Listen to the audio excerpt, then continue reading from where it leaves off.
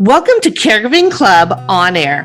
This podcast is dedicated to the millions of family caregivers who want wellness tips and self-care solutions, who seek expert advice, and who want news about healthy aging and how to create well home design in our forever homes. I'm Sherri Snelling, a corporate gerontologist, author, and educator, a TV interviewer, host, and news commentator. I'm joining you from Southern California, where our interviews and news take us all across the country to explore the many ways to help you on your caregiving journey and to lift you up here at Caregiving Club On Air. Welcome to Caregiving Club On Air. I'm your host, Sherri Snelling, and boy, have we got a lot of really great stuff in this second of our October episodes for you.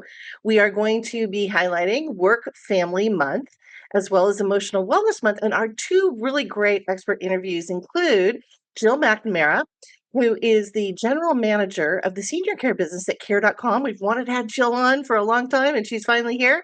And, care.com does some really great annual surveys. So Jill's going to tell us about the latest surveys that have been done that really look at the workplace. So what employers are thinking about how to support their employees who are caregivers, and then also what the employees are thinking and want their employers to know. So that's really great data, and Jill is here to share all of those trends that are happening on workplace caregiving. And then second, we have Chanel T. Rowe, who is an attorney. She's an author, but she's also a family caregiver. And she's got a great new book out called Finding Balance. I love that title. Finding Balance is one of my mantras, but it's a fantastic book that really looks at a lot of the spiritual wellness of caregiving and how that affects our emotional wellness. And Chanel is going to really give us some insider tips on how to balance having a career and also caring for her older mother in this certain circumstance. So that's going to be another terrific interview. And then in our caregiver wellness news, we are again work family life month is in October, and so we're going to take a look at kind of this trend that's happening in the workplace with brain health programs. We're going to tell you about what brain span now means and what's going on in that sense of employees and brain health and productivity. We're also going to take a look at Ageism Awareness Day, which is October 9th this year. And it's really interesting because we have a lot of older workers in the workforce. We have a lot of family caregivers who are working. All of this kind of impacts how we think about aging. And we're going to talk a little bit about that. We're also, though, going to talk about this trend, which was just in Forbes magazine, or Forbes Online, talking about how many companies now, including companies like L'Oreal and Bank of America, are hiring chief longevity officers and chief gerontology officers. Yoo-hoo! That's exciting news to share with you. And then I'm going to have my Halloween hacks for caregivers. We're going to talk about zombie cells, and we're going to talk about hog fog and how to beat both of those things. And then as we switch gears and go into our well home design news, there's a really interesting study out that really showcases how our environment and our environmental wellness and the homes and the sanctuaries that we have, but also the partners and relationships that we have that are close to us, but particularly people we're living with, how that affects our mental health. Really interesting study. I'm going to share the results on that with you. So we know environment impacts emotional health and physical health and many other things, financial health. And then since October is also long-term care planning month, we have some really great new survey results from our friends at AARP who took a look at the savings of the baby boomers and older women, and what are kind of some of the kind of scary, if you will, since we're in October and it's Halloween, what are some of the scary statistics, but how do we work around that? And we're going to give you some resources to think about on that. So with all of that, let's go ahead and dive right into our caregiver wellness news.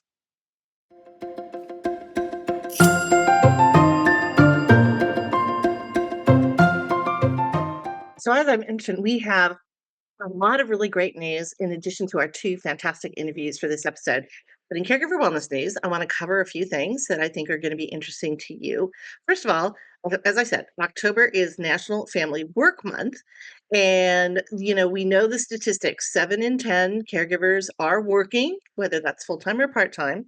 We also know that 1 in 3 employees is caregiving. Now, that's caregiving across the lifespan. So that includes parents caring for small children, all the way up through employees who are caring for older parents, in-laws, grandparents, and everybody in between.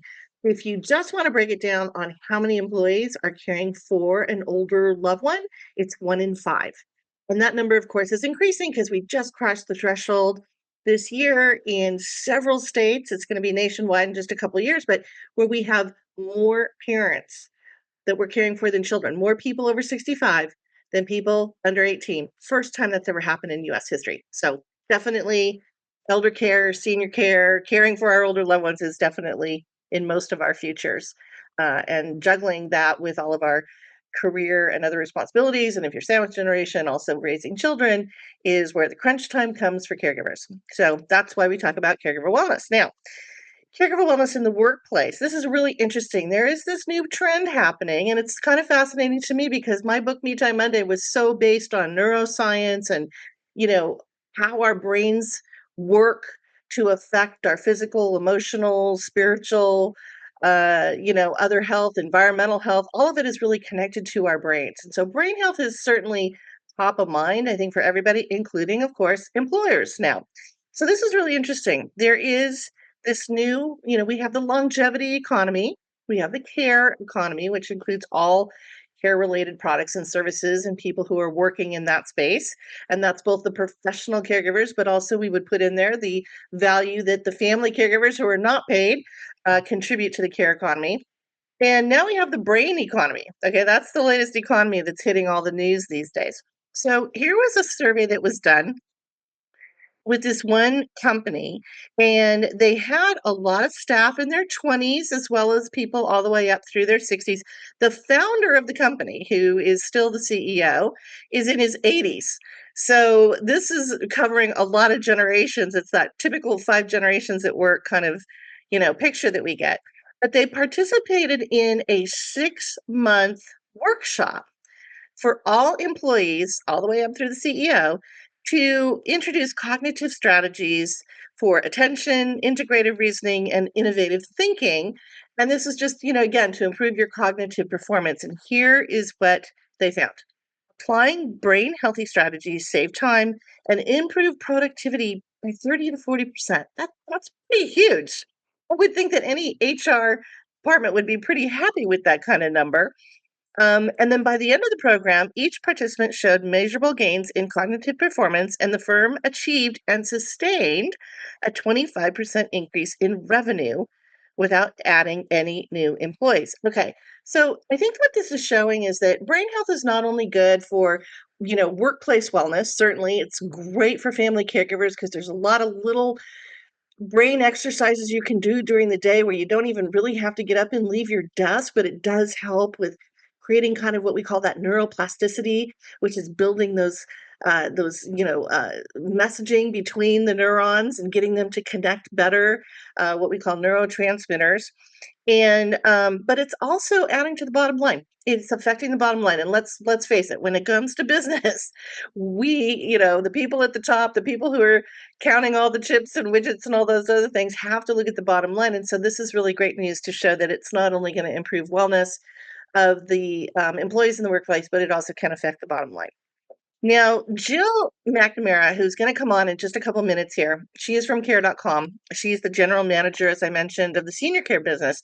She has got some really great insights into the trends that are happening in the workplace when it comes to supporting family caregivers. Care.com has really been known for many, many years now for doing these annual surveys where they not only query and survey the employers, and that's mostly people who are probably the CHROs, the human resources managers, but also the employees. And I think this is really important because you have to have both sides.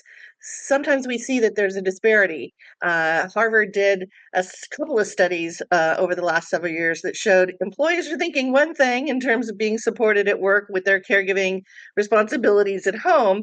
and the employers are thinking another thing. So we need to bring those two groups closer together.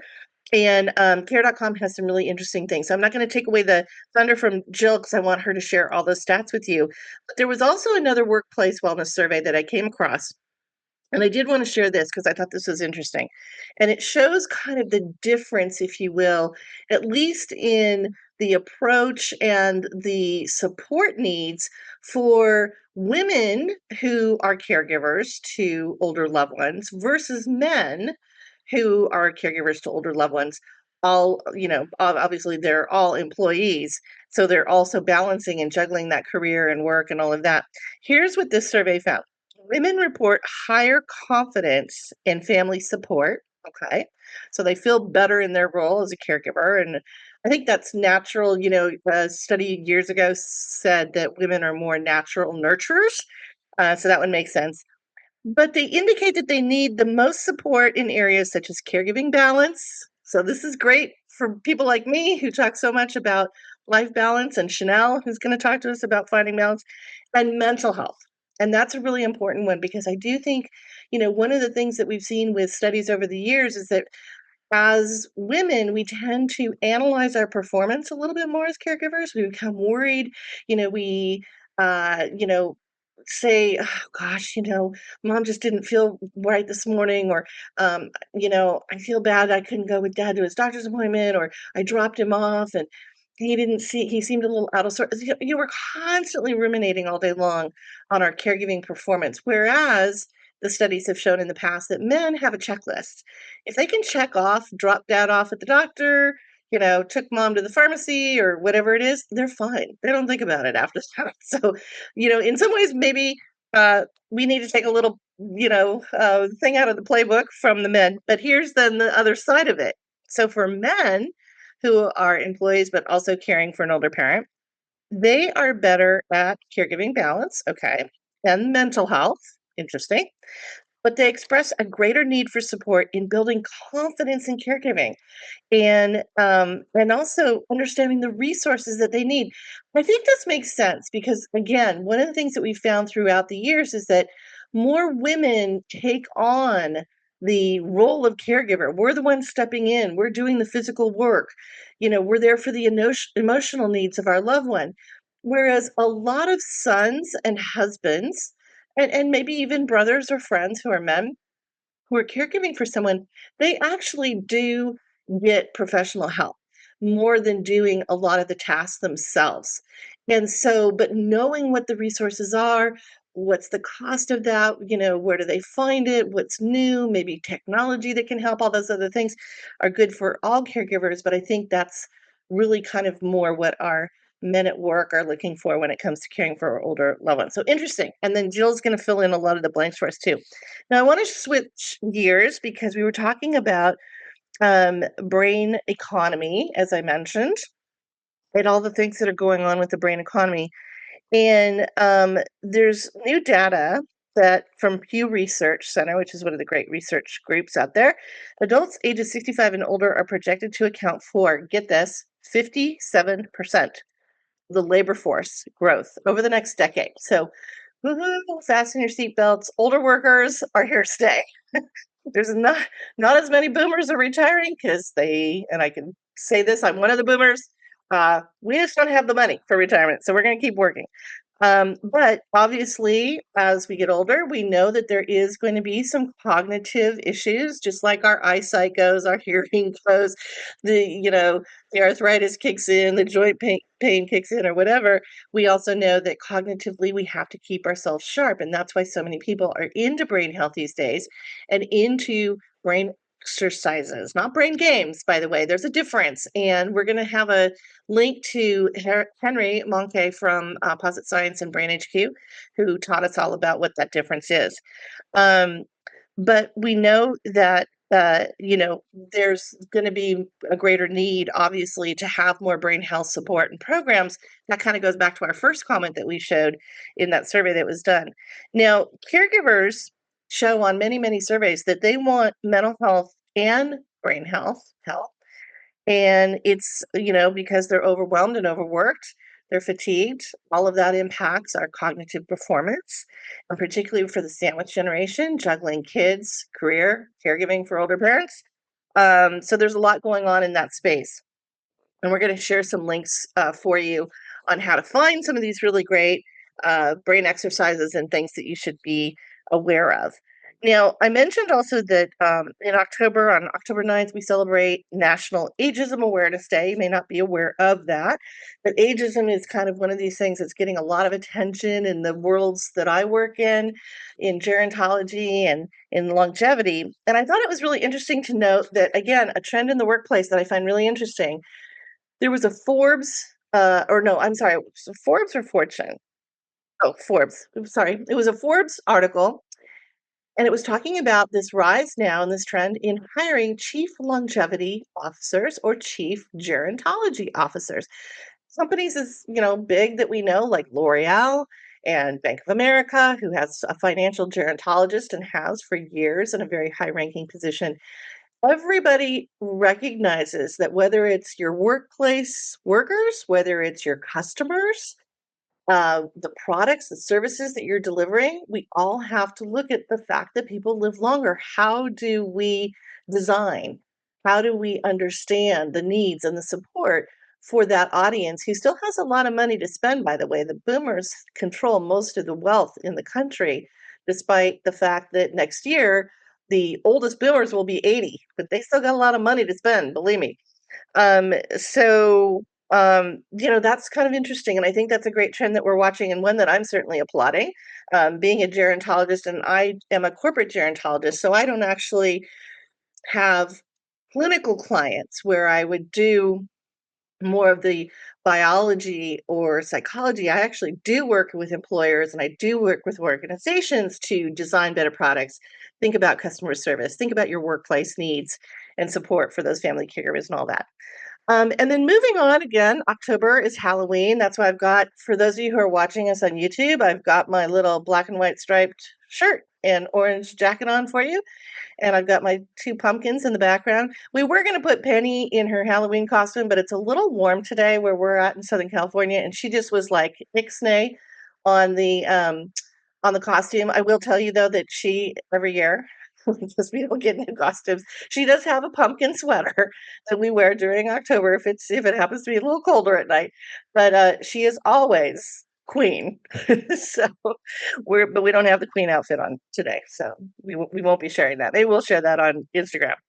But for Halloween, I have my Halloween hacks for caregivers. Now, I did an article last year on several Halloween hacks, like caregiver ghosting and Parkinson's and the ghosts of Parkinson's and several other things that we did that were kind of fun. Vampire power. So we're going to repeat that in our video that we're going to do for next week, but we're also adding these two new ones, which is one, zombie cells. Now, if you haven't heard of that term, as our bodies age, our cells divide and kind of replenish. And as we age, though, they start to divide, but they don't replenish. And they start to die, and then they give off inflammation. Now, we all know the I word is bad now, right? Inflammation is one thing we're all running from. And so what that means is the cells don't really go away, but they're kind of giving us some bad things that are happening. And this is leading to certain things like chronic illness. Now, it's called senescence or biological aging of the cells in our bodies. And it's the reason why we get gray hair. It's the reason why the eyesight and the hearing goes. It's the reason why the joint pains hurt. It's wear and tear. You can't, I mean, like anything, you can't wear the same outfit day in, day out, wear the same shoes, drive the same car for 40 years and expect it to be as brand spanking new as you got it on the first day. Well, our bodies are basically the same kind of concept. And we call these cells, these sentient cells, zombie cells because they're still wreaking havoc, even though they're dead. But there are some ways to overcome it. And so in our Self-Care in 7 Minutes video, which we do a new one every week, we're going to talk about the Halloween hacks for caregivers on how to overcome those zombie cells. So really interesting. And I'll have some links to some articles if you're interested in this whole zombie cell conversation, but I've seen it crop up now in a couple of different places. Even the Cleveland Clinic just did an article on it, which I thought was really funny. And then the second hack we have is on cog fog. And it's really how to clear the cobwebs in our brains since we're so focused here at Caregiving Club on brain health. We're talking a lot about brain span, brain health, brain programs in the workplace. Now, cog fog is really mostly associated with the MS community, those people who have multiple sclerosis, and about 50% of people with MS will experience what is called cog fog, or what they've termed cog fog. And so it is really kind of mostly associated with that community. And really, what it means is it's a difficulty understanding conversations, the ability to think critically, or even recalling memories. Now, this is not dementia. This is not anywhere near dementia or Alzheimer's. It's something that is very specific to MS, which still has neurological components to it, where there are these cognitive lapses that can take place for a matter of minutes or whatever. And it can also be associated with the fatigue of people who have MS because many of them are having to use mobility aids, walkers, or wheelchairs or canes. And, that puts a lot of fatigue and strain on the physical body. Now, something similar to cog fog that many of us get is what we know as brain fog, right? We all know brain fog, but it's a little different. And I'm going to tell you why. Brain fog is really about your ability to think clearly, to focus, to concentrate, to pay attention, and again, to remember certain things. Now, people who have long COVID, people who are going through chemotherapy, people who have certain chronic illnesses and maybe take medications that interacts with the brain and creates that brain fog, cog fog kind of thing, and fatigued family caregivers. We always bring it back to the family caregivers. Lack of sleep, anxiety, depression, stress is going to create brain fog. You're going to have lapses. You're going to think, oh my goodness, is this beginning of dementia? Don't worry yourself. It's probably not. You always want to get things checked out if it's too extreme or if there's other signs that are similar to dementia. But this is more about just what's happening inside the body based on, again, the brain, the lack of sleep, which we know is so critical for brain health, and some of these other mental health and emotional health issues.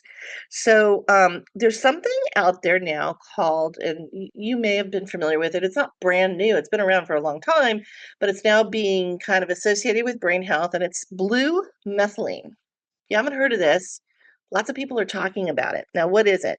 Well, I first became familiar with it because I am a super fangirl of a podcast called The Behavioral Panel. I don't know if any of you out there are into that, but I love the psychology of reading body language. And it's these four gentlemen who they train the Secret Service and, the intelligence agencies and military groups and corporate executives and stuff on body language and what to do and not to do, how to read other people. It's fascinating. I love it. I could just watch them all day long. And one of the four behavioral experts on that behavioral panel is a gentleman named Chase Hughes, and he is former U.S. Navy chief, and he's the founder of Applied Behavioral Research. Now, he was talking about how he has recently developed something called frontal temporal epilepsy, and it is where he gets, like, all of a sudden he'll have a seizure, but the seizure is not what we think about with people who have typical epilepsy, where it's physical, shaking, falling maybe to the ground. This is more, again, where his brain just checks out. And all of a sudden he is in this, like, what's going on? I can't think. I can't bring myself back to what the conversation was or whatever. It's beyond fog and brain fog. It actually is a disease that can be diagnosed. Anyway, and he went through numerous experts and finally found, and I'm going to have a link to his conversation on this. He finally found an expert who put him on a blue methylene, you know, getting, I think it's shots or no, I'm sorry, it's drops you can put like in water or whatever. Boom, no more seizures for Chase. Pretty amazing. Now, he also did some other things. He changed his diet, because there are some other issues that could help. But he really applies the fact that he has no more seizures to this blue methylene. And by the way, this has been used to fight malaria, to help with UTIs, urinary tract infections. It is an anti-inflammatory and an antioxidant kind of supplement.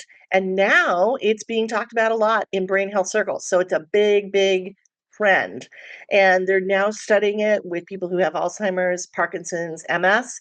So all of the neurological type diseases, they're doing a lot of studies using blue methylene to see if they can control certain things, slow down the progression or whatever it is. Now, I'm fascinated by this. And as all of you know, a gerontologist, which is what I am, I'm a corporate gerontologist. I am not a medical doctor. So this is not medical advice from me. I would want you to talk to your own doctor if you're interested in this. But I'm also going to give you the Chase Hughes interview, and I'm also going to give you a link to Huberman Labs podcast. And I love, you know, Huberman is like one of the gurus out there. He's a neuroscientist, associated with Stanford. He does a great podcast. He talks about the ups and downs, thumbs up, thumbs down on blue methylene. I think it's really great if you're interested in this topic. So I'm going to have that for you as well. And as I said, check out the zombie cells and the cog fog in our self-care in 7 minutes video, which we are going to have a link to that on our episode guide page. Now, that's it for Caregiving Wellness Days, and we're going to take you to our first exciting interview with Jill McNamara, who is the general manager of the senior care business for Care.com. I've known Jill for years. She is one of the leading voices out there for caregiver advocacy and programs and innovation and all kinds of things going on. So this is going to be a really terrific interview. I'm so excited that we got her. And by the way, this is exciting for me. She's going to break some news. We told her when this podcast was going to drop, and there should be an announcement that comes out right before this podcast on some things that Care.com is doing to expand some of the services that they offer to both through employers, but also to individuals. So here is my interview with Jill McNamara. So I am so excited to have our special guest on this episode because we have worked together in the past, and I have wanted to have her on our podcast for a long, long time. So I'm really thrilled to introduce Jill McNamara, who is the general manager for senior care at Care.com. Jill, welcome to Caregiving Club on Air. Thank you, Sherri. Appreciate you having me. Well, as I said, I'm just so thrilled to have you on. And before we kind of start diving into everything, we always ask our guests, where are we talking to you from today? Sure. So I am coming from Boston, Massachusetts in my home office. Awesome. And how's the weather in Boston today? I gotta say, it's cold today. We had some nice summer days, but it's starting to cool off. We're really starting to get that fall. So it's feeling a little chilly. Yes, I was just interviewing somebody. I'm in California where we get no seasons. And I was saying I really am jealous of people who live in beautiful fall, weather where you are in Boston. So, well, Jill, as I said, I've wanted to have you on the podcast for a while. And this is perfect because October is National Work Family Month. And we're going to talk about the service that Care.com offers to employers to support employees who are also in the throes of caregiving. So you tell us a little bit about the Care for Business services and how you support employers and employees. Sure. So it might be helpful if I start with Care.com and then get into Care for Business. So Care.com was founded in 2007 as a way for families to find caregivers and for caregivers to find jobs. And since then, we have helped millions of families find childcare, pet care, senior care, and household care. And so really how our Care for Business program came about is we had these customers who loved our services and actually approached their employers to say, hey, can you offer this as a benefit? We have so many people who use it. Can you please subsidize the service and offer it as a benefit? And so when we had employers reaching out to us directly with this request, that's when we started having a workplace solutions program. And since then, our programs have expanded since we launched in 2010, which is our Care for Business Employee Benefits program. And now we service over 700 companies across the nation, really with support such as backup care, expert care guidance, and other key supports that really are meant to help employees between birth and end of life, really with any of their caregiving needs, so that they can really be more focused and productive at work. And that's kind of one of the things that I love about what Care.com does is, as a gerontologist, we call it kind of from the womb to the tomb. You're caring for, maybe younger children. And then, of course, on the other side, you've got older parents or grandparents or in-laws. In between, maybe you have a spouse, a friend, a sibling, and you're kind of there for all of it. And I love also the pet care side. I know we don't talk a whole lot about that, but we know our pets are part of family, and you guys are covering that as well, which is so nice. It's like a one-stop shop for a lot of the employees out there. So one of the things that you guys do that is really great is every year you come out with an annual survey. And I know that you query the employers. I think you also talk to the employees or do a survey among the employees. But tell us a little bit about what this year's survey was about. I think it was around the cost of care and what were kind of some of the key findings that you had.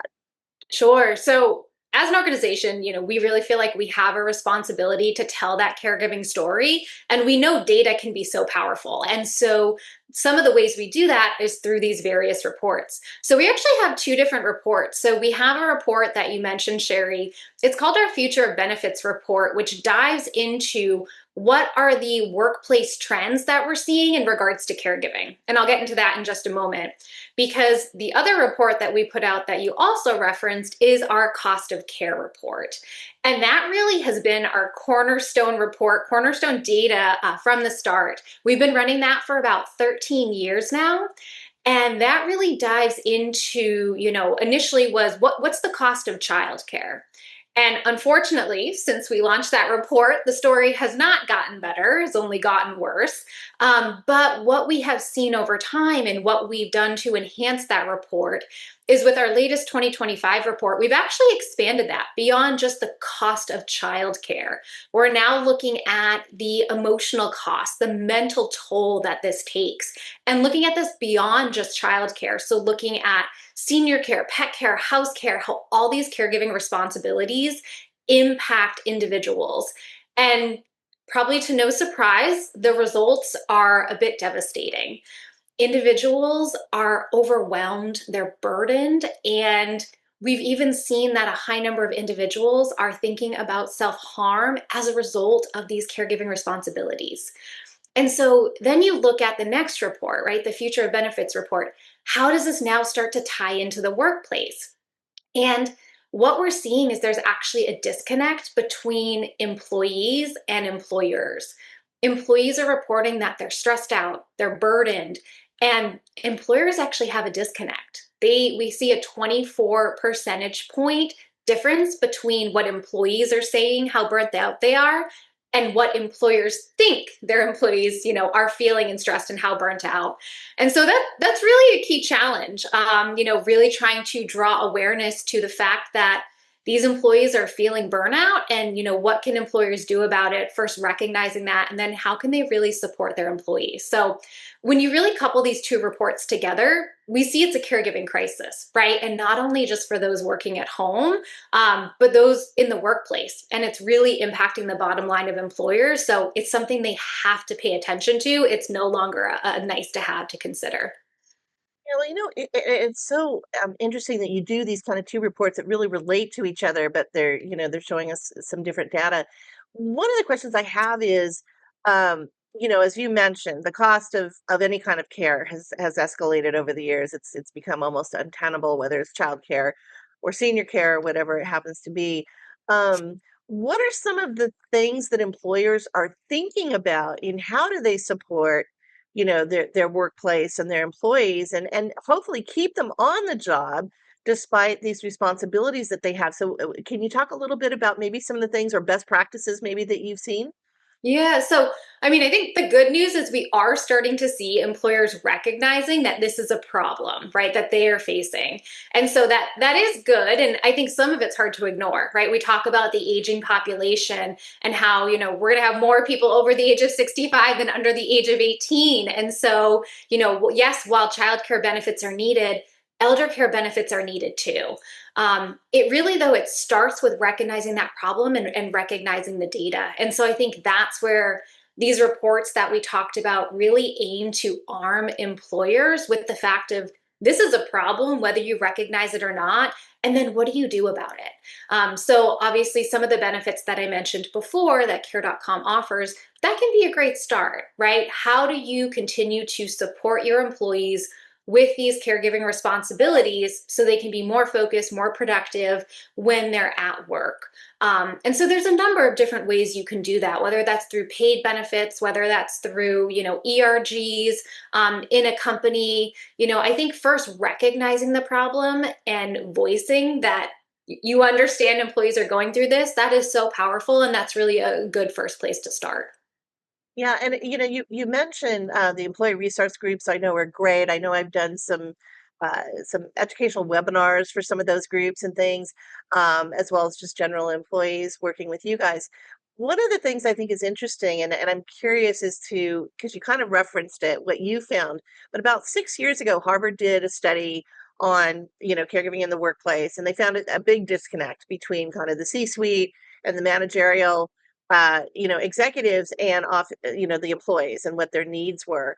And it was pretty disparate. I mean, I think that it was less than a third of the top executives felt, that knew what was happening in the workplace with caregiving. And yet almost like 80% of caregivers are like, yeah, I need help. We know, I think if you look at caregiving across the lifespans, we're talking about childcare all the way through elder care. It's 1 in 3 employees. It's Mhm. pretty Yeah. big chunk. So, do you feel that's changed though? Do you feel that some of these CEOs and CHROs are they really more now in tune with this lifespan caregiving? Do they see it really is an issue for them? I would say we are starting to see a change, but there's still a long way to go before we can get to the balance of what we see with, let's say, childcare benefits today. So, again, I think between the pandemic, right, that kind of brought to light, some more caregiving responsibilities as everyone was working from home, and maybe you'd have your parent walk in the background, or you'd have to run out and care for them because maybe you couldn't send a caregiver into the home at that time. I think that did start to bring more awareness, which is a good start. But as I mentioned, we still have a long way to go. And so this is where we just continue to go back to the data and say, this is a problem, you're facing. And so we really, try to educate employers, because otherwise this is going to burn out their employees. It's going to impact their job satisfaction, their productivity, their retention. And so, again, we are starting to see employers recognizing this, starting to really implement more benefits to support this. But we do have a ways to go before we can have more balance with this level of support that these caregivers need. Yeah, and you mentioned kind of the mental health issue that caregivers have, been suffering from for a long time. The pandemic, I think, really put it into focus, but it's ongoing. And I would think that that would be kind of a spark for, again, the C-suite, because we know mental health is such an issue in the workplace. And I think what's so nice, again, about care.com, there are some agencies out there that do just the child care part. Others do maybe just the elder care part. But when you look at your workforce, you've got both. And so having kind of like a one-stop shop like you guys are, particularly if you're sandwich generation, right? You've got both generations you're caring for. And so it's really nice to have that. One of the things that I had seen in some other research that has been done by the Rosalind Carter Institute for Caregiving, before they merged with the Carter Center and all that, they had said one of the top requests for employees is care navigation. And I just recently did an event with dementia caregivers, and they said to me, I wish somebody had told me what the progression of the disease looked like so I could prepare better. I wish I knew maybe what some of the resources were. And you guys do that. You help with that. So can you talk a little bit about that part of your service? Absolutely. And Sherri, you're spot on, right? We hear over and over again, folks said, I wish I knew this ahead of time. It would have been so helpful to have this information up front. And I think that's so normal. When we talk about aging, this landscape is just so foreign and complex to most people. And, where do you turn when you start to have to take care of an aging parent or sibling or spouse or whoever it is that you're caring for? There's not services out there that are a good one-stop shop that kind of have all of that information. It's often families piecemealing information together from a number of different providers. And I think we just know our healthcare system is fragmented and it's just challenging. And so we recognize that that was one of the biggest challenges caregivers face, right? It's not only figuring out what is the right type of care for my loved one, but everything else that goes with that, right? How do I pay for care? What are the different payer source options? How do I navigate Medicare and Medicaid? Never mind if you have a parent who's resistant to care, which is so common, right? Like dealing with Right. those family dynamics, it is just so challenging. And so we had developed a service where we utilize master's level social workers who have expertise in this space of aging to really guide families through step by step, not only answering their questions, but understanding their situation, providing them with concrete answers and guidance, really that, to help them through. Here's everything you need to know at this stage in caregiving, and we'll continue to work with you as things progress.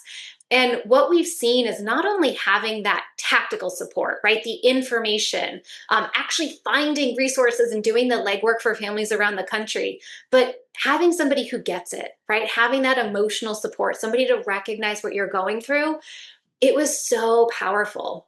And so we've offered that as an employee benefit for years, and really excited to say that we recently just launched the same service to all customers. So now anybody can come to care.com, receive that level of support. You don't just have to have that as an employee benefit, because we recognize so many folks are in this situation, and we want to be able to provide that same level and help to support all caregivers. Oh, that's awesome. So if I understand correctly, obviously if your employer carries the care.com benefit, you've got, you have this care navigation at your fingertips, but you're now saying people like me, who I'm self-employed, right? I can tap into that as well. And then it obviously would be a fee for service kind of situation, right? Yes, yep, absolutely. But yes, we're very excited that now anybody can access our senior care advisor service. Again, we've just continued to hear from families how helpful it is, and we're excited to be able to support more folks. That's incredible, and I think a lot of a lot of the organizations out there that have support groups, like some of the disease organizations, but they don't offer the services that you guys do. I can see that being a great gateway into, well, go here, you can get all this care navigation and everything. One thing I also wanted to ask you is, I feel like again we're headed into an era. You mentioned it. We have more people over the age of 65 than under the age of 18 now. It happened a few years earlier than we thought it would. So this elder care piece or senior care piece has become, I think, more important. And a lot of the folks that are in the C-suite are experiencing it. So they're, and I think that's really important. But the senior care part has always been kind of under the radar. Let's face it, when you become pregnant, you're going to have a baby. You are excited. You're having baby showers. You're telling all your friends at work, right? For the most part, and it's joyful. And when you have more of the senior care, there seems to be a stigma that still kind of is associated with that. But do you see that changing? Do you see people being more open? And do you see supervisors, managers, and companies in general being more supportive? Yeah, yeah. Well, I mean, Sherri, right? I think you hit the nail on the head there with we celebrate, these child care points in our life, but, we see that when you're caring for an aging loved one, it does tend to be more isolating, right? We're not coming into work, talking about how mom has dementia or how dad's incontinent. And so I think that is one way that employers aren't as aware of the extent of employees caring for aging loved ones. I mean, in addition to that, employers tend to have data on dependents, right? Oftentimes they know how many dependents their employees have, but we don't list our parents as dependents. And so even that doesn't give them visibility in the data as to who is caring for maybe an aging loved one, and how do we deal with that. And so again, while we are starting to see a shift, more employers are starting to recognize that their employees are dealing with this. As I mentioned before, we're nowhere near that balance, right? And we still need to see more employers supporting this generation of individuals who are caring for adults. And I think you touched on another important point before too, that it's not just caring for parents, but it's also the sandwich generation, right? You have individuals who are caring for children and parents and pets and their home, right? And there's all these caregiving responsibilities are coming with them when they walk through the door at work, and it is becoming so overwhelming. So how do we not only support, those childcare needs, but senior care, the whole bit, just to make sure that these employees, have the support they need? Otherwise, they're going to be reducing hours, they're going to be turning down promotions, and they're going to be leaving the workplace, and that will absolutely impact the bottom line for employers. Yeah, you're absolutely right. And going back to this new service that you just announced, care navigation that anyone can access, I think not just getting the information and the resources, but just having someone that understands, that gets you, that like you can say, I have no one to talk to because as you and I both know, a lot of caregivers still say, I feel all alone in my journey, even though I might be married or I might have siblings and I'm caring for mom. But that feeling of being alone, I think, is so critical. It relates to that mental health piece.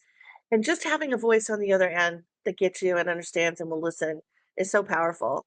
Yeah. Yeah, absolutely. I agree. And we hear that over and over again from the families who we work with, right? That it often can feel so isolating, like you're the only one who is in this boat. And so, really, what we're trying to do as well is not only provide these solutions, but how do we start to build a community around this, right? I'm sure, Sherry, you've heard, and many others may be familiar with the Rosalind Carter quote about caregivers, right? There are four types of caregivers in this world: those who have been caregivers, those who are currently caregivers, those who will be caregivers, and those who need caregivers. And I bring that up because I think it really points to this fact of we're all going to be in this boat, right? And if whether you're going through it now or in the future, again, it can feel like you're the only one. And so not only having the information and resources to arm you with tactically moving forward with your loved one, but that listening ear to say, we get it. We've got your back. That, as you mentioned, is so powerful to support families as they're in this really challenging role. Well, and I hope the employers also see that power because, we know recruitment and retention can be sometimes issues. When you've got an employer that has your back, you're Mhm. going to be loyal, right?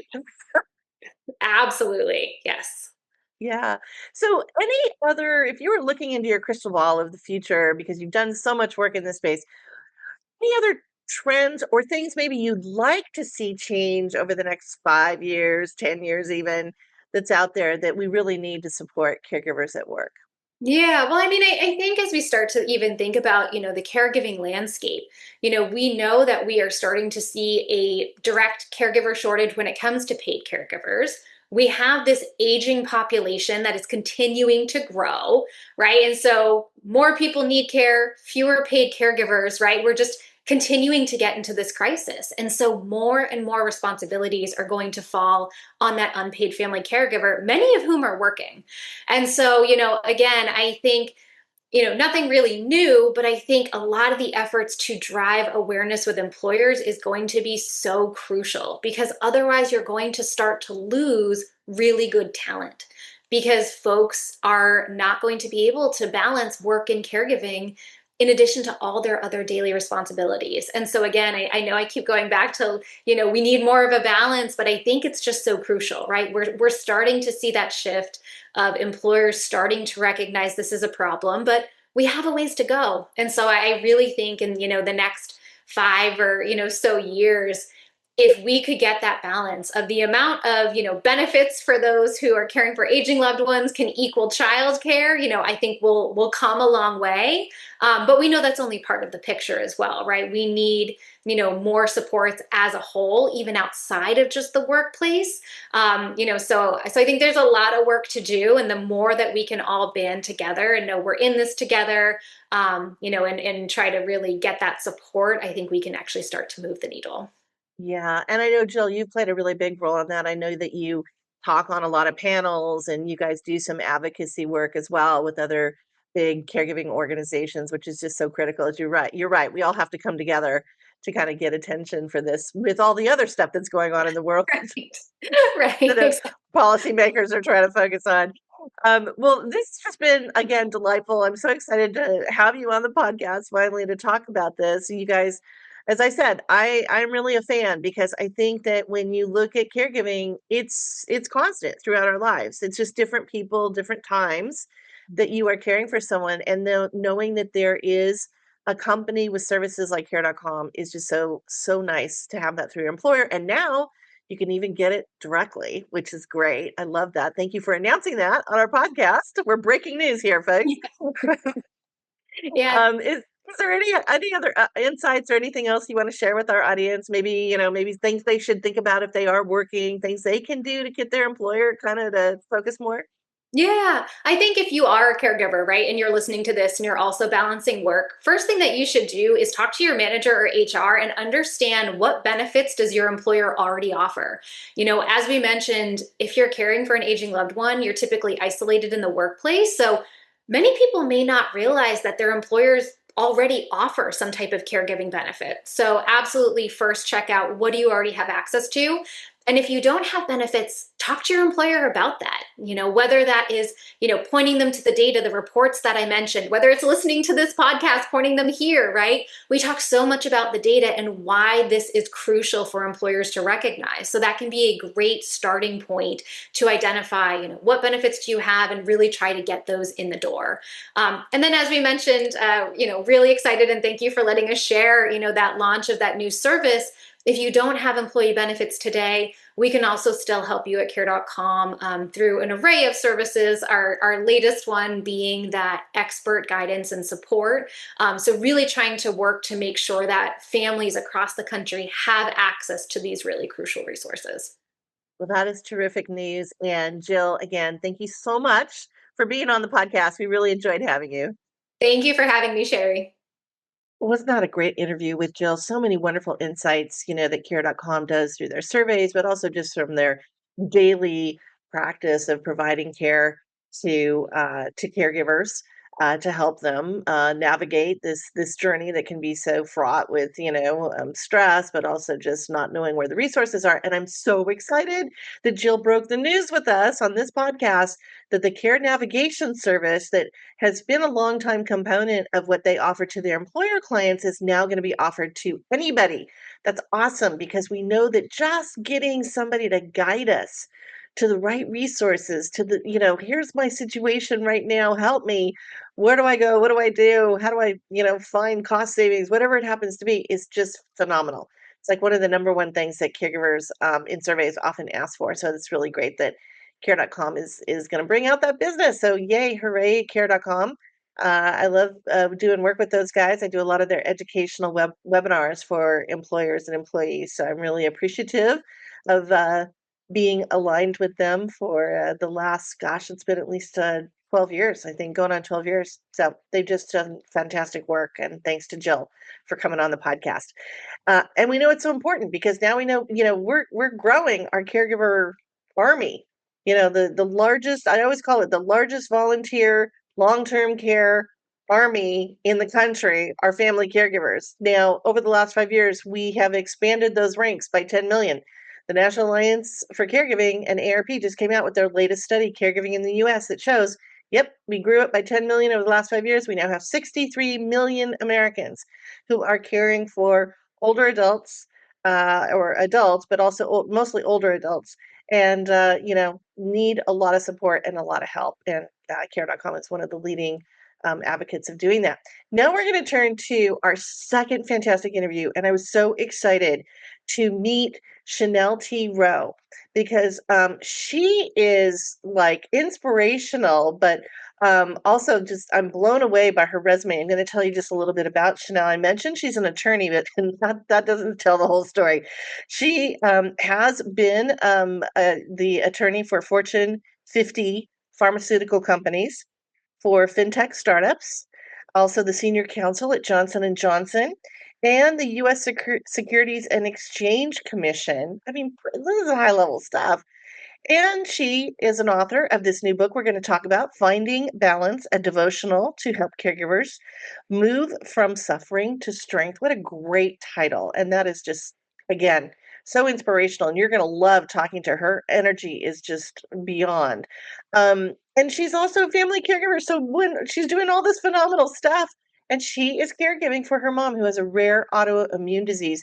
And boy, if there's anybody who knows how tough it is to navigate the healthcare system, it is those family caregivers who are caring for someone where it's a rare disease and you're trying to find answers. And it's just, yeah, it's one of those. I mean, it just can be frustrating for any of us, but particularly for those people who need to search for the answers to what even their loved one is suffering from. So I'm just thrilled to have Chanel on the podcast. And with that, here is our inspirational interview with Chanel T. Rowe. So, as I mentioned, I am just really thrilled to have my next guest on this episode, who is Chanel T. Rowe. She is an attorney. She is an author. She is a speaker. She is a consultant. She's a coach. She does so many things. But more importantly, maybe for this conversation, she is also a family caregiver who has really taken on a tremendous journey through the healthcare world, and all the things that she's going to share with us today, I think, are so important for those of us who have been caregivers or maybe caregivers to know about. So, Chanel, welcome to Caregiving Club on Air. Thank you so much. I'm so thrilled to be here with you today. Well, as I mentioned to you before we got started, our first question for all of our guests is we always ask you, where are we talking to you from today? Sure. So I am currently sitting in Atlanta, Georgia at the moment. It's getting a little cool outside, and I like that. It's been a hot summer. So, Yeah, well, we love that because I have lived in California my whole life where we don't have seasons. So every time I talk to someone who has beautiful changing of the weather, I always get a little bit jealous. well, I spend most of my time in Miami, and it's just hot all the time. But Yeah, so exactly. I'm with you. I kind of like a little change of season. So, I think it's yeah, I think so too. for So, sure. Chanel, you've got such a tremendous background in so many different things, having worked with, the large pharmaceutical companies, having worked for government agencies, having worked for Fortune 50 clients, as an attorney. But you took this journey as a caregiver, and obviously, it really impacted you, maybe opened your eyes. And I wanted you to just start by sharing with us what your caregiving story is. Ooh, okay. Well, I will try to truncate it. Starting from the top, my caregiving journey started unexpectedly and very early for me. I was in my early 30s, and my mom was in her early 60s. And it has been quite a roller coaster, particularly because she has one of the rarest conditions in the world. Most doctors have never seen it. And it took us probably right around 5 years to get a diagnosis that actually made sense with the symptoms that we would be getting. And so it has been a wild journey, very high demand, and it all started unfolded for me during COVID, which was both a gift and a curse. It was a gift in that it allowed for remote work, which I think is a great tool for family caregivers to be able to continue and maintain their careers while doing what I consider very holy work. Mhm. But there were heightened risks for someone, with a highly compromised immune system, which meant I had to undergo several, just as much precautions for her sake, right? So that I wouldn't bring much home to her. But it started with, extensive stays in hospitals, missing many weekends and holidays with friends, in a very isolating and, bewildering period of time.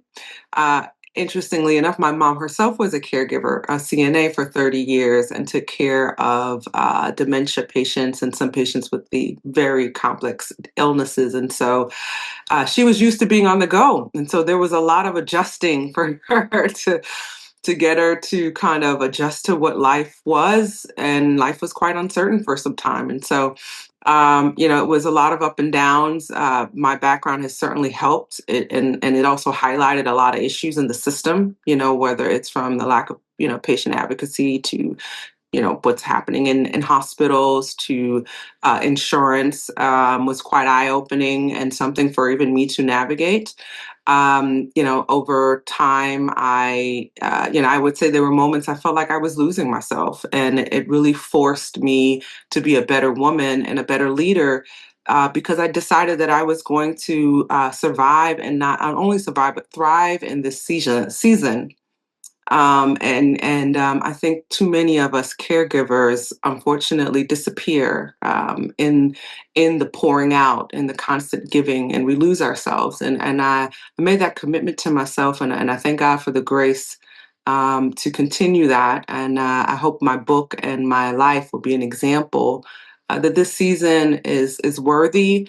It can make you better, and you can thrive in it, and still maintain your life, your goals, and see your way through it, and come out on the other side. So Yeah, that's and my hope. it's interesting to hear you talk about the isolation of being a caregiver, also the importance of self-care, the importance of, maybe taking those moments for yourself or whatever. I know there's a great quote from Maya Angelou, and she said, when you're caring for someone, when you practice self-care, it's not selfish, it's self-full. And being a self-full person helps you really be a better caregiver. But that's really kind of what brought you to your book, which is a great new book called, and I love, by the way, I love this title because balance is kind of one of the things I talk a lot about with family caregivers.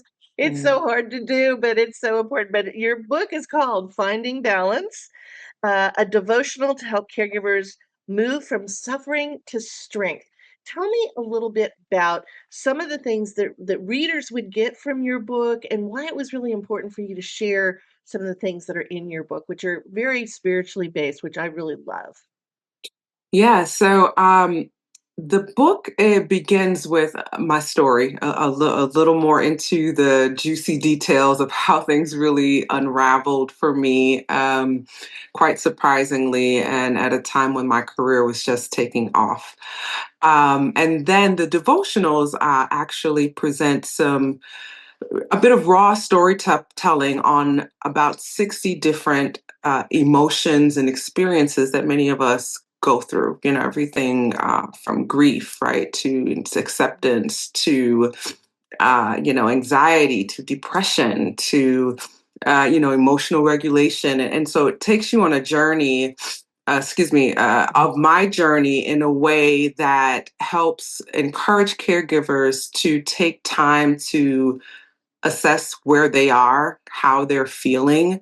Yes, it's an encouragement based, but it's also very self-reflective. It's a really a mix of leadership, mental health, and faith, Mm. because I really believe that faith is the X factor to really help on this journey. I certainly don't want to push my religion on anyone. I'm a Christian and a woman, and I believe that, but I believe you really need to tap into something that's higher than yourself, because the level of self sacrifice that is required to walk this journey, and to do it in a way, again, where you don't lose yourself, you don't lose your mind, you don't lose your career, really requires something higher and deeper, for the readers. And so what prompted me to write the book, actually, I was going through a 21-day fast on a juice cleanse, and about halfway through that, God put it on my heart to write this devotional. And initially, it was just about encouragement. I found that during my journey, many people didn't understand what I was going through. I think when people think about caregiving, they think about you just taking care of your elderly loved one, and maybe you just check on them and make sure that they don't fall down and they eat their food. But when you're dealing with rare diseases, aggressive chronic illnesses, the disruptions are, I mean, you couldn't imagine the disruptions and how that disrupts you, right? Mentally, emotionally, physically throughout your day. And so I wanted to provide some encouragement. I wanted to raise awareness to a very rare condition. I think also being a younger caregiver has its own unique journey. I Mhm. wanted to highlight the high rates of mental health issues that this community faces. There's about 40 to 70% that experience clinical levels of anxiety and over 60% clinical levels of depression, and things that no one really talks much about. I wanted to highlight the financial strain, the emotional strain, and bring awareness and encouragement. But I will tell you that as I wrote the book, I've I started to realize how much bigger the issue was and how many more people this really impacted. And when I first finished the book, it was 53 million approximate family caregivers. Now it's 63 million, and it's continuing to grow as the baby boomers are aging out, as the younger generation are becoming sandwiched, right, with the pressure of taking care of children and parents, and with changes in Medicaid coverage and insurance coverages, people are going to be finding themselves being caregivers more and more than they might have imagined, and much younger. And so I hope to be a voice at the table to shed light that it's something that a journey that you can walk through, that you can survive, that you can thrive, but it requires a deep level of faith. It requires a deep level of balance. And really, that's in the sense of connecting with yourself and staying connected with yourself throughout that journey so that you can, yes, show up for that loved one, but also show up for yourself in a meaningful way, because God has a plan for all of us. And for most of us, it's not just caregiving. Caregiving is usually just a part of that. And it's our responsibility to steward the rest of our lives, our health, mental, financial, emotional. So when that season passes, as it will for most of us, we're prepared to continue our journey. Yeah. And I love that. And you had mentioned the isolation and then also, embracing faith. And I'm similar to you. I'm a Christian, and I find that when caregivers say, "I feel all alone," that almost signals to me that maybe they don't have a strong basis in a higher being, or because when you do believe in that, you don't feel necessarily all alone. You can still feel isolated from your friends or even family members, but it does help buoy you, as you've mentioned. And there was something from the book that I just loved, and I wanted you to kind of expand on this for us. It is not about having a strategy, it is about surrender. Tell us what that means for you as a caregiver? Wow. Surrender became my safe place. And big picture wise, the burden of caregiving for most of us is beyond our own natural ability. And I realized very quickly, if I tried to do this and muscle through this on my own, that I would not make it out alive. And you may know most caregivers, I think over 63, they pass away most times before their own patient, right? Because of the level of stress. And so surrendering what I thought this season of my life would look like Mhm. gave me freedom to see possibilities where I hadn't seen them before. Surrendering uh, my desire for my mother to behave a certain way or to respond a certain way or for the condition to progress a certain way, right? I think the more that we attach ourselves to desired outcomes, the more painful it is when those outcomes don't pan out. And so I firmly believe in having goals and having faith in a desired outcome. But surrender is about leaving space for God and knowing that He knows best. And if the season is a little longer, it's because that's His intention. Or there's something more we need to learn here, or something more we need to do there. And I found that in that surrender, there's a level of acceptance and space that you create for faith to work. It also causes you to, again, like I said, look for solutions. When problems happen, instead of asking why me, you begin to look for the lessons in that experience. Surrendering sometimes there's emotional turmoil and triggers that come up, right? And these, when we're caring for parents and we realize that we may have some unhealed trauma or things on our own heart that we hadn't dealt with. And you have to be able to surrender that in order to render care in a compassionate and empathetic way. And so, this entire walk for me has been a test of trusting God, a test of surrendering my idea, right, of where I should be and what I should be doing. Because certainly I didn't think I'd be, being a caregiver in my early 30s. There's a number of other things I was thinking about Right. doing.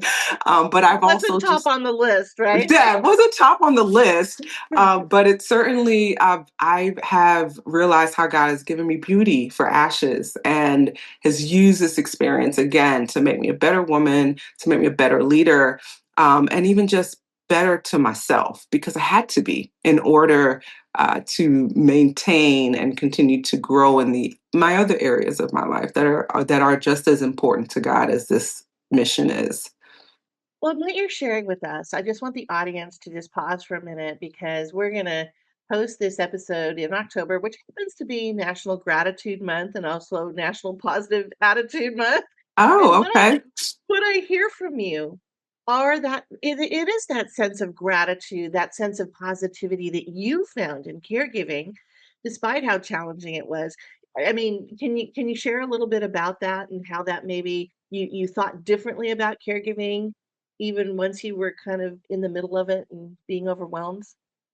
Yes. Again, it's still based in the idea that I believe my steps are truly ordered. Because if I didn't believe that, it'd be very hard. It'd be very hard to stay positive. I have to tell you, because, what do you do when you get bad news from the doctor? What do you do when your loved one, was just doing fine and now you're in the hospital and your whole day's wrecked, right? And so I just have found that this is not, my life is not my own, right? And my walk is meant to be a testimony for someone, for myself and for someone. And the more I held on to that belief, knowing that God is faithful, knowing that there's a reason for this season, the better I could carry the burden, quite frankly, and begin to see the silver lining and not be stuck in comparison or stuck in, these sort of loops in your mind, right, of negativity. And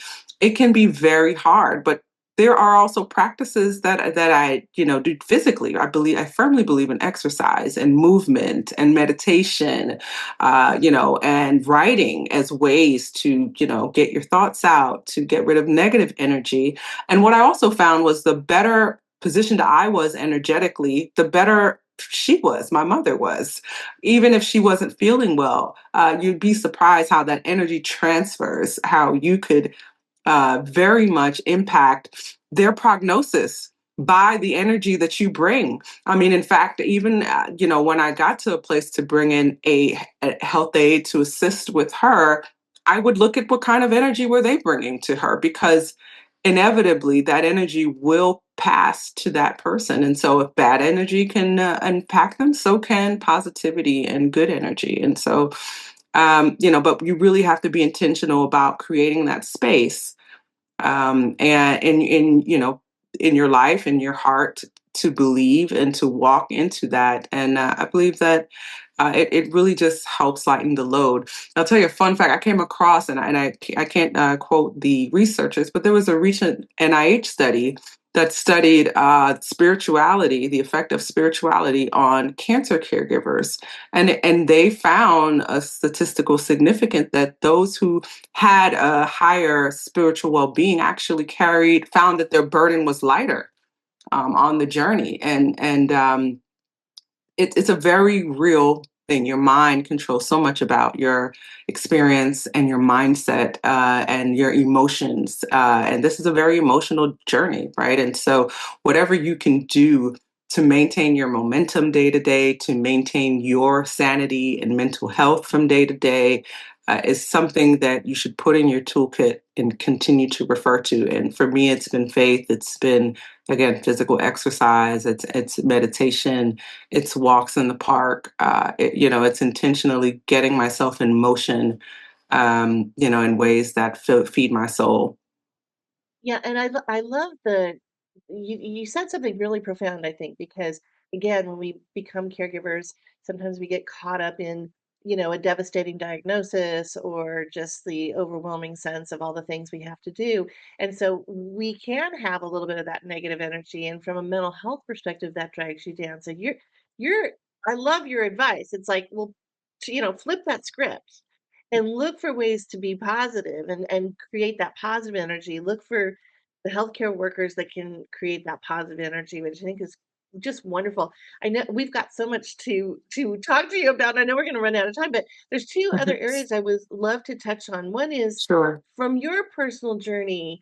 What did you learn about the healthcare system? What tips and advice would you give for other caregivers out there? Because it wasn't like mom broke her hip, she was in the ER, you brought her home, to rehab and get better. I mean, this was a long journey for you.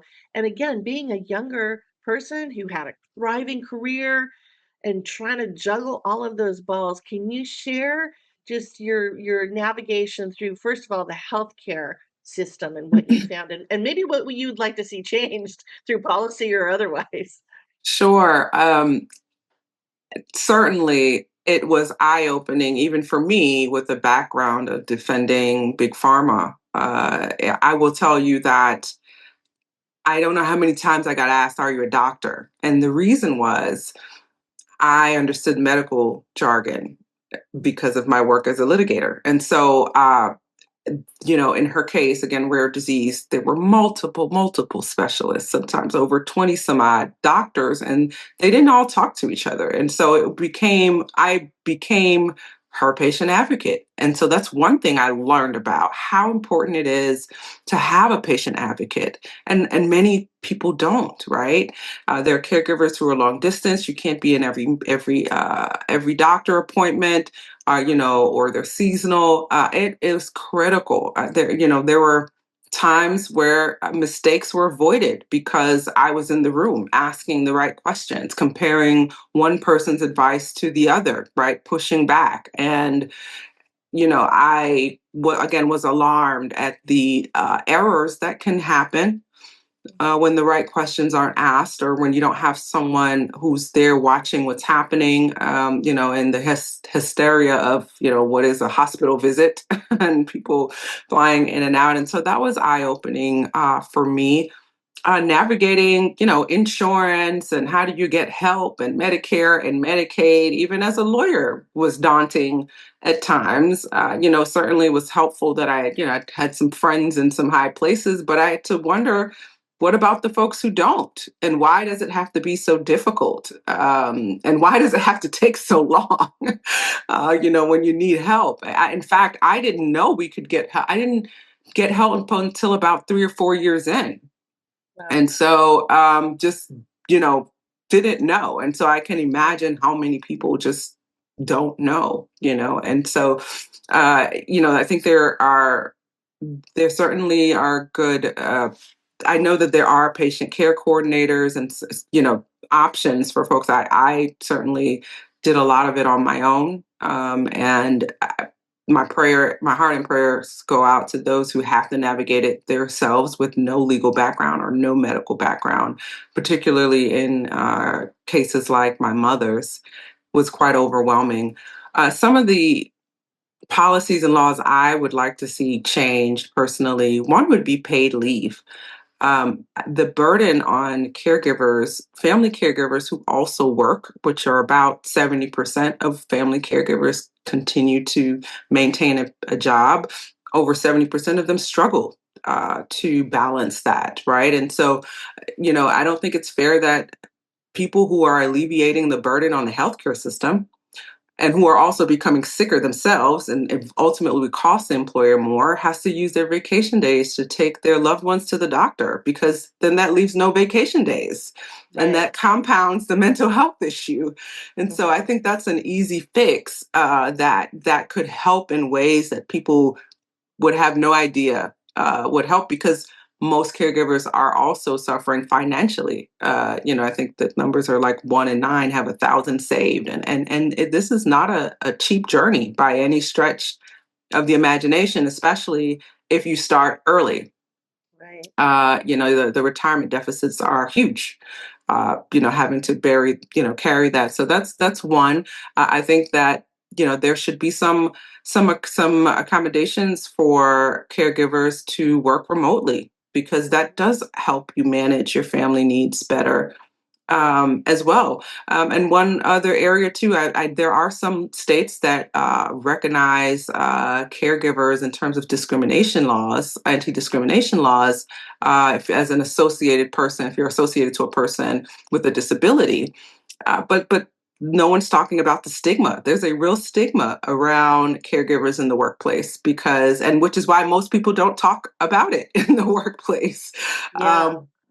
Because the fear is I may not get offered that promotion that I need. I may not get offered that role because they're concerned about my family, my family needs and my family roles. And so I think there are opportunities to protect their jobs, to make their workplaces healthier, happier, whether it's through workforce wellness policies that support mental health resources, that support, community groups where conversations can be had, um, and maybe even some training for managers to be more empathetic, and culturally competent about what it means to manage folks who are also caregivers, and what they're dealing with, right? And how to support them in a way that increases productivity for the company, reduces attrition and turnover, and boosts that employee's morale, because that employee needs that job and they will be Yeah. more loyal if some of their concerns are raised. So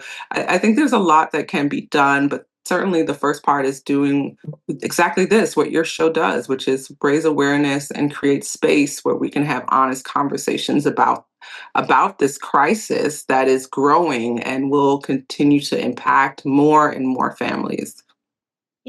When you started to talk about workplace, which is so essential, and you're right, we need to erase that stigma. We also need to get the C-suite and the HR departments to understand that we've made this crossover event now in the country where we actually have more people over 65, so more parents that we're going to be caring for than children under 18. We've done a lot in the childcare space, maybe at work, but not maybe so much around the senior care space.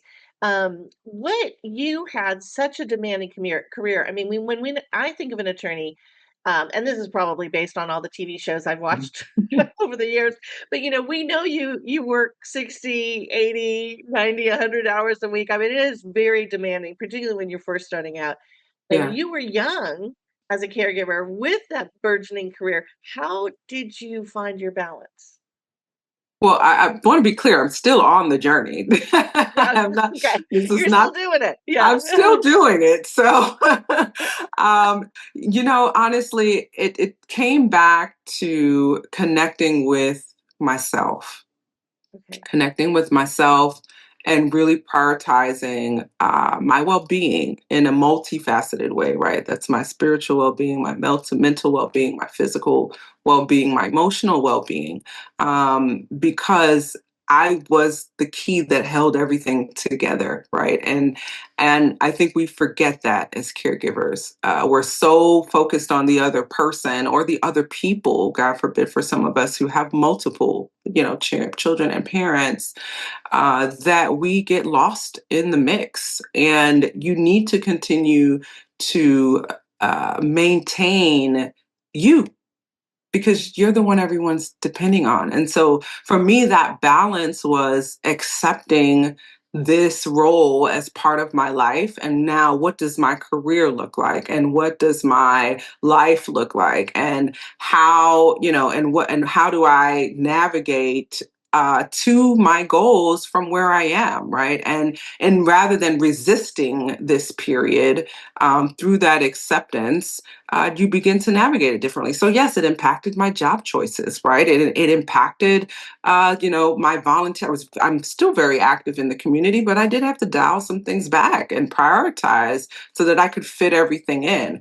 But again, the important piece for me was having that time to check in with me and to check in with God and know that my strength was coming from another place, but also knowing that I had to steward my life well, my body, my mind, my spirit in a way that I could show up for my loved one, but also for myself, as I continue this journey. And for me, that balance, it is shifting at times, but it's really based in a grounding of who you are, that you matter, of knowing that this journey is not here to break you, but it's here to mold you, and allowing that to happen, in a way that you also care for yourself while you're caring for others. Well, and you are the epitome of caregiving is not sprint, it's a marathon, right? Yes. And I just feel 100%. like your words are so inspirational. I mean, I feel lifted when I hear you because you're really taking this as this is my journey of growth. I'm learning things from it's not all negative. It's Yeah. not all, things that are bad or whatever. You're really bringing a lot of that positive attitude. And you mentioned mental health. I think it becomes so tough when we're caregivers to have that emotional resilience and strength. What we're kind of getting down to the wire here. Are there any other insights or things that you want to share with our audience in terms of how to manage caregiving and find that balance? It's okay to grieve what you thought life might be. And it's okay to go through a range of emotions, whether, that's sadness, whether that's anger, frustration. You're entitled to it. And it's most important that you give yourself space to process those emotions. It's also important that you have conversations with your loved one, and for those who care for someone who can do things for themselves, that you empower them to do those things for themselves, because I think a lot of times, and I know for me early on, I wanted to do everything, and then I realized, I was taking away her voice and her choice, and I was burning myself out, right? And I believe that there's a real interdependence that can even spur a new chapter of your relationship with your loved one, whether it's a parent, spouse, whatever it is. But and I know that's only in certain circumstances. Obviously, some people are cognitively impaired, but where it's possible, it really also lifts the burden, and it allows, in a really crazy way, uh, for them to show up for you too. And there were moments when, I needed my mother to mother me. But when you step into this role, you become the mother. And but I was able to find moments where I could allow her to still do that, and that empowered her. And it also, again, lifted the burden off of me. So I would say look for creative ways to share the load. It is extremely isolating, because for a whole host of reasons, you feel misunderstood, and sometimes you're just so emotionally exhausted getting through the day of juggling it all that you barely have space to continue your relationships, but you need those relationships.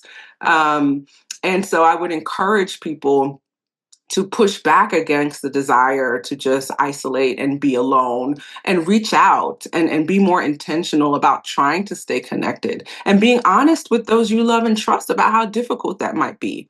Because on the outside looking in, sometimes it comes off as we don't need the help, or we're withdrawn when we're really just struggling to make the space. But what you realize is that's also a good energy exchange, right? If it's a good girlfriend or guy, whatever it is, that every time you talk to them, you feel energized. Now you're going back into your caregiving role with more light.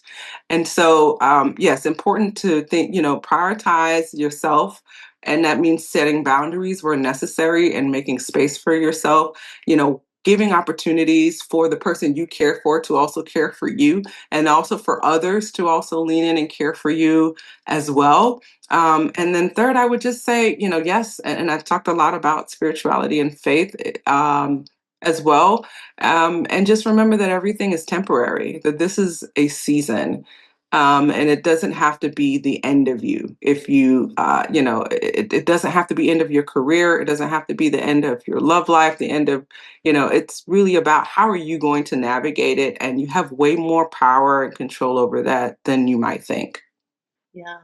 And I love the social connections. Don't drop those. They're so critical. Whether it's just like you said, having a conversation with a girlfriend who makes you laugh about something that you got to get your mind out of, all of the conflicts of the day or whatever. Those are so important. Yeah. Chanel, thank you this has been like wonderful, a great Oh, conversation. I think that it's very inspiring and uplifting. So I just want to really thank you so much. And I want to mhm. remind our listeners that your book is available now. And again, it's called Finding Balance, a devotional to help caregivers move from suffering to strength. Tell us where our listeners can learn more about you and where they can find your book.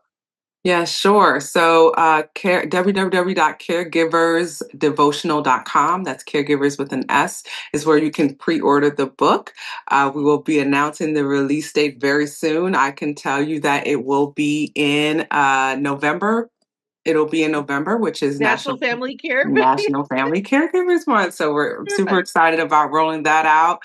And in the meantime, it is available on pre-order. You can follow me on Instagram at chanel.esquire. And I plan to also be on TikTok and on LinkedIn, sharing more information and more advocacy and more encouragement to my fellow family caregivers. Well, thank you. We're going to have all those links on our episode guide page for this episode. And again, Chanel, just thank you so much for sharing your journey with us today, giving us that inspiration, kind of that, call it the sugar boost. You get a Yes. little energy when you talk to someone who's so inspirational and positive. So, really appreciate it. Thank you so much. You're welcome. Thank you so much for your time, Sherri. It's a pleasure.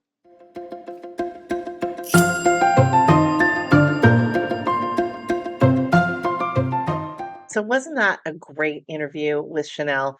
It's just so inspirational. And I love that balance that she talks about that we get from the spiritual side. And spiritual wellness, of course, as you guys know, if you've read my Me Time Mended book, is one of the 7 wellness elements that I talk about in life that you need to have balance in all of these different areas. And it's not that you have to do so much, you just have to have a little bit in your physical, emotional, financial, environmental, intellectual, spiritual, realms to be able to really feel that balance in life. And Chanel's just we're really excited about her book, and we wish her the best with it because it's coming out just in time for National Family Caregiver Month coming up next month in November, which is almost just right around the corner.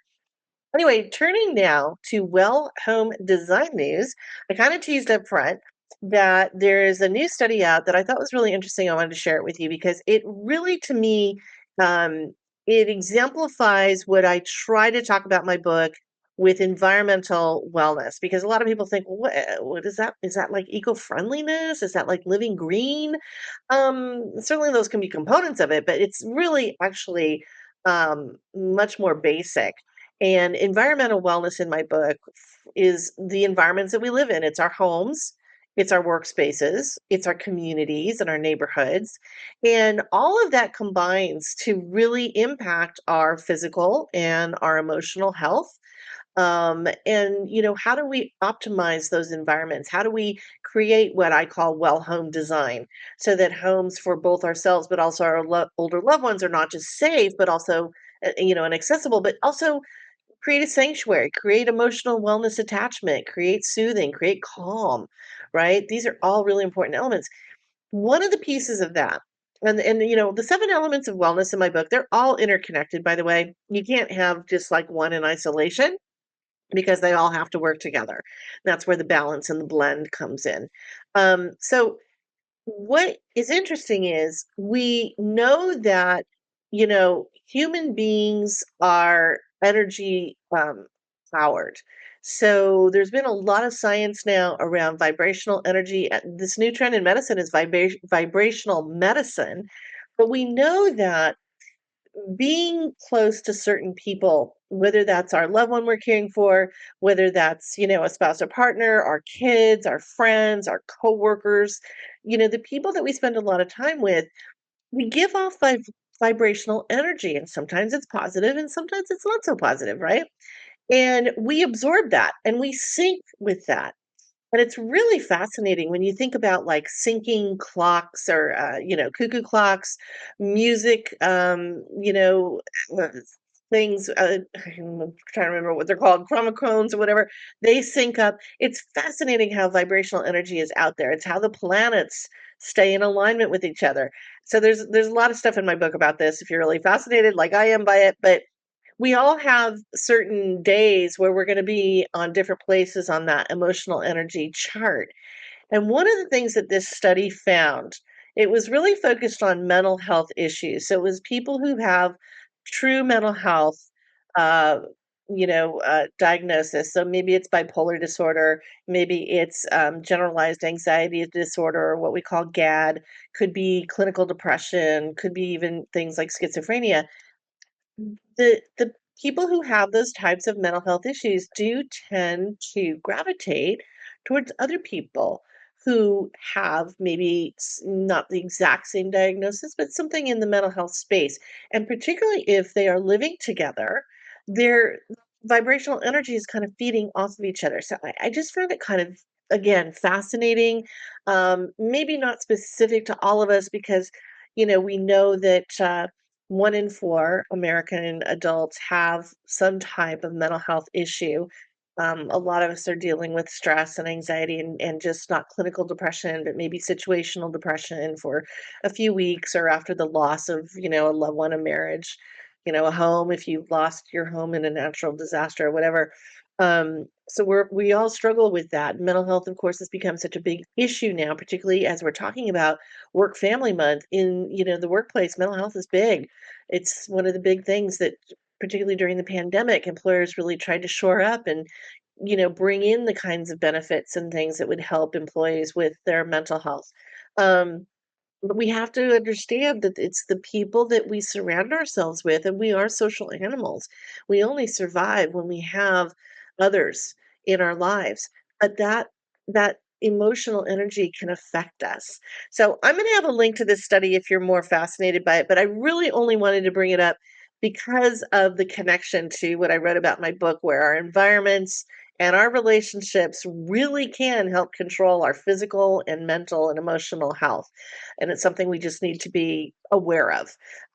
Now, October, in addition to all the many things we've talked about, is also long term care planning month, which is really fascinating. And so, financial wellness is one of my 7 wellness elements. And we know that planning earlier rather than later for long term care is really, really important. I think a lot of people who are in more of the millennial demographic, the Gen X, younger Gen Xers who are right smack dab in the middle of the sandwich generation right now, even Gen Z are more in tune with the fact that long term care is probably going to impact them, not just for themselves, but also how's it going to impact them with their older loved ones? Do their older loved ones have enough savings? Or is it going to hit them financially? So this is becoming more and more of a conversation, I think, within our families. And it's a good time to think about it, and start to do a little probing, do a little planning ourselves. But I wanted to share with you some results of a survey. Our friend over at ARP, Nancy Lamond, who is she's phenomenal, and she's really been the champion to bring caregiving to the top of the list in terms of priorities and attention and awareness, in addition to all the many other things that Nancy does, because she's got a very big role over there at ARP. But she's been doing this ongoing research mostly among women, but also men as well. And here is some of the latest research on financials, and it's interesting too because it also speaks to the concerns, I guess, we have over solo agers. We know that there's going to be a lot more boomers who don't get help from their families, either because they didn't have children or the children live far away, long distance, and becomes a lot harder. So that's something that, we're taking also a bigger look at. But so according to the Federal Reserve Survey of Consumer Finances, 54% of US households have, get this, that's more than half, have no retirement savings. And among those who do, the median for folks ages 55 to 64, so again, those are our Gen Xers, is $185,000. Now, there have been some things out there. I just wrote an article actually for care.com for their employer clients about, financial resiliency and helping to get education for employees around things like long-term care. We know that on average, most people through their retirement will need over $1 million because we're going to live longer and we're not working as long. So you have to work all those numbers out with maybe a financial planner or someone. But if you need $1 million and you only have $185,000 in savings, what does that mean, right? That's not a good picture. And yet many people are falling into that scenario. So anyway, the numbers got even worse for older women, according to this survey, particularly for women who were divorced, widowed, or who had never married. That's the solo agers. So women who are solo agers. AARP research found earlier this year that nearly 2/3, so 64% of unmarried women aged 55 to 64. So again, you could have been married, but you lost your spouse, so you're divorced, um, who are not yet retired have less than 50,000 saved for retirement. Okay, that's a really deep, dark picture because now we're starting to get into, ooh, what's that mean? Now, there was a really great, I'm going to have a link to it, Wall Street Journal article with a friend of ours who did a little shout out to Denise Yarmlak, who's with the Aging 2.0 group in San Francisco. She was quoted in this Wall Street Journal article, but it was all about how older women who, again, are solo agers are kind of grouping together and say, hey, let's buy this home and, we each get a bedroom or, we'll share a bedroom or whatever it is. It's the Golden Girls 2.0. We talked to Savinia from HomeShare, which was also mentioned in the Wall Street Journal article. So we're going to have a link to her interview on the episode guide page. But, HomeShare helps you find roommates. But I've had this conversation with my friends because even my friends who are married have said, well, if my husband dies before I am, I'm going to be a solo ager just like you, because I'm not married. So, we have that conversation a lot now that we're getting a little older, and it's starting to look more interesting, this whole Golden Girls concept. But anyway, I just wanted to share that with you. There's also some discrimination in the workplace that this survey found. Nearly 2/3 of workers over the age of 50 said that they've definitely experienced ageism, which is discrimination in the workplace. That 68% of women and 59% of men said that. And also almost 25%, 24% actually, of women 50 plus said, yeah, they felt they were pushed out of their job because of their age. Ooh, that's no good. Because look at how long we're living. That means we have to work longer. It's not the Mad Men era, retire at 60 anymore.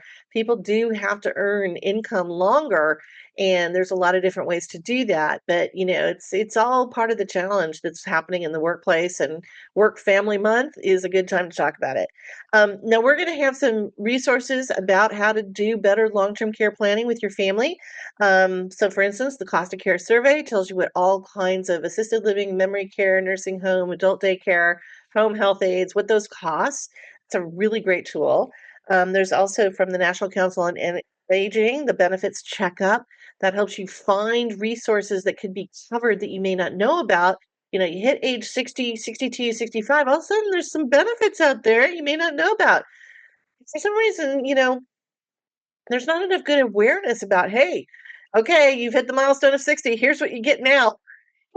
So we need to do a better job, but we're going to give you that link. And then Wiser, which is our friend Cindy Hunsel was the founder, and we're going to have a link to her interview that we did with her on this podcast. But that's for women and in a secure retirement. That is a really great resource for women, again, who are solo agers and are really concerned about, having to find those extra dollars as we age. So lots of really great resources for you. I thought that those would be interesting and great to talk about them in October with families and friends.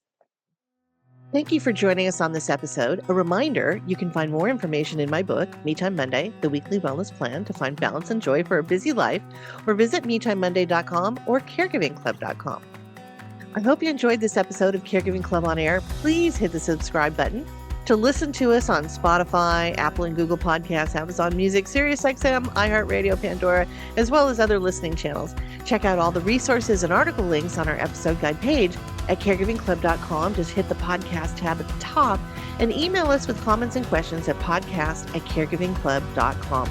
Thank you again for listening, and take care and stay well.